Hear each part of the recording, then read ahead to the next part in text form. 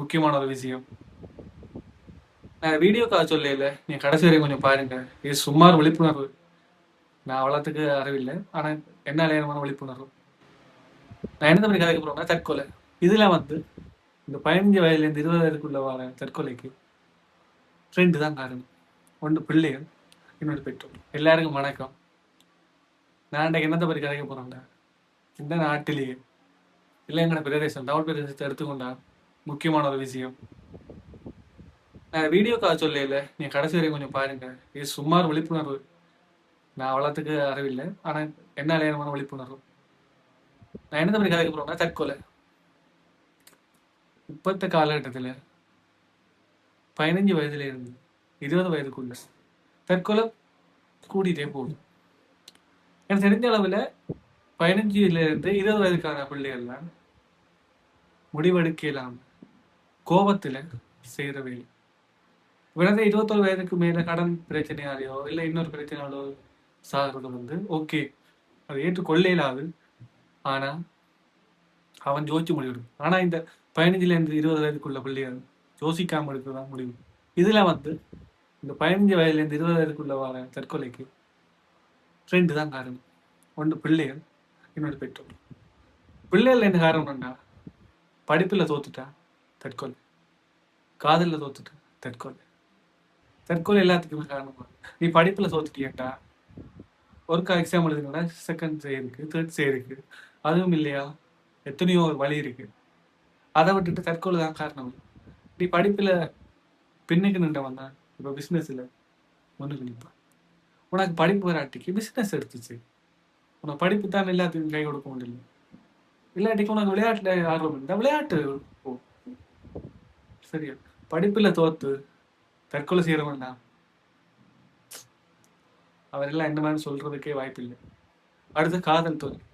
15 வயதுல இருந்து 20 வயதுக்குள்ள வந்து காதல் எனக்கு தெரிஞ்ச அளவில் அதுக்கு பருவ காட்சின்னு சொல்லுவாங்க. அந்த இடத்துல அந்த ஒரு பொண்ணோ ஆணோ பாக்க வார ஒரு உணர்வால ஏற்படுற ஒரு காதல் தான் அந்த காதல். அந்த காதல் சில பேருக்கு 100க்கு 80% ஆட்களுக்கு ஃபெயிலியர் ஆகும். 100க்கு 20% ஆட்களுக்கு சக்சஸ் ஆகும். நீங்க அந்த காதல்ல தோத்துட்டோமேண்டு ஆணும் சரி பெண்ணும் சரி தப்பு. 21 வயதுக்கு மேல நீ லவ் பண்ணி அவர் வந்து உனக்கு உலகமே ஆகினா பிறகு உன்னை விட்டுட்டு போனா அதை நினைச்சு கவலைப்பட. நீங்க அப்படி ஸ்கூல்ல ஒரு பாடவழியில பார்க்க போறீங்க, அடுத்த பாடவழி வெளியே போறீங்க. அந்த பார்வையால வரதான் அந்த காதல். அந்த காதலுக்காக சாகுறதுதான். அடுத்தது பெற்றோர். நீங்க தான் மெயின் ஆக்கள். ஒரு பிள்ளை சாகுதுன்ற அதுக்கு மெயின் ஆக்கள் நீங்க. உங்களுக்கு எங்க போச்சு அறிவு? நல்ல தெரியாது. உங்களோட பிள்ளைக்கு பைக் வேணும், போன் வேணும், நல்ல உடுப்பு வேணும் யோசிக்கிறவங்களுக்கு. உங்களோட பிள்ளைக்கு நல்ல வாழ்க்கை வேணும்னு யோசிக்கிறவங்க இல்லை தெரியாம கேட்டு எல்லாமே கொடுத்துட்டு எந்த பிள்ளை செத்துட்டுன்னு சொல்றீங்களே, ஏன் எதுவுமே இல்லை நாங்க என்ன செத்தா போகணும் இல்லை கேட்கு. உடனே எந்த பிள்ளை செத்து அந்த பிள்ளைக்கு நான் வேண்டி கொடுப்போம்.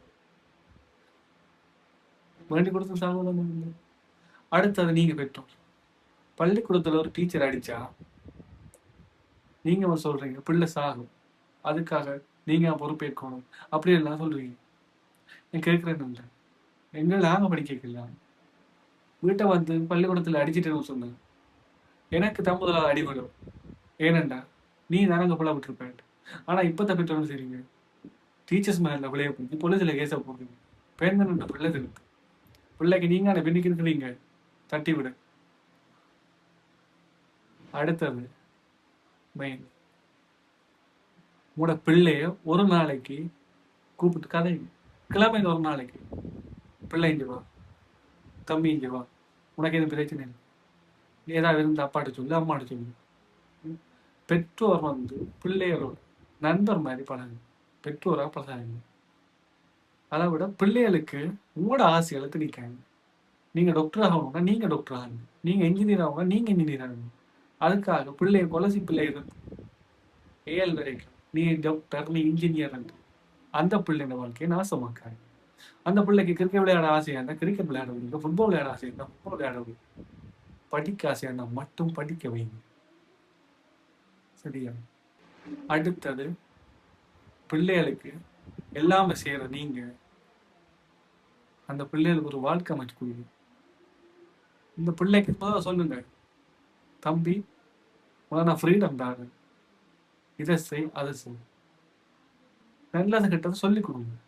எனக்கு தெரிஞ்சு இது வந்து நான் வந்து அறிவாளி இல்லை, எனக்கு தெரிஞ்ச விஷயங்கள் சொல்றேன், பிள்ளைங்க மன்னிங்க.